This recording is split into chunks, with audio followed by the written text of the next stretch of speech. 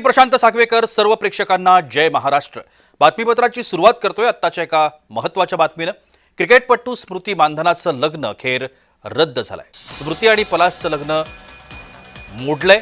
Social मीडियावर या संदर्भात पोस्ट शेअर झाली आहे आणि पोस्ट करत ही माहिती दिलेली आहे। मी मूव्ह ऑन होण्याचा निर्णय घेतलाय असं पलाशनं म्हटलंय।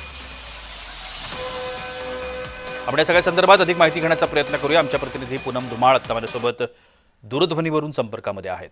पूनम, या सगळ्या संदर्भात अधिकची माहिती काय? नक्कीच सर, गेल्या काही दिवसांपासून स्मृती मंदानाचा विवाह चर्चेचा विषय बनला होता। सोशल मीडियावरही या लग्नाची चर्चा जोरात सुरू होती। अगदी हळदी मेहंदी फंक्शन मोठ्या प्रमाणात साजरं करण्यात आलं होतं। मात्र लग्नाच्याच दिवशी स्मृतीचे वडील श्रीनिवास आजारी पडले आणि त्यानंतर रुग्णात त्यांना दाखल करावे लागले। यामुळे स्मृती मंदाना आणि फलास मुच्छलचा विवाह सोहळा हा अनिश्चित काळासाठी पुढे ढकलण्यात आला होता। दरम्यान याच दरम्यान फलास मुच्छलचे काही चॅट्सही व्हायरल झाले होते। या सर्व प्रकरणामुळे हे लग्न तो होणार की नाही याबाबत शंका वर्तवली जात होती। मात्र आत्ताच स्मृती मंदानानी एक तिच्या इंस्टाग्राम अकाउंटवरून एक पोस्ट शेअर केलेली आहे।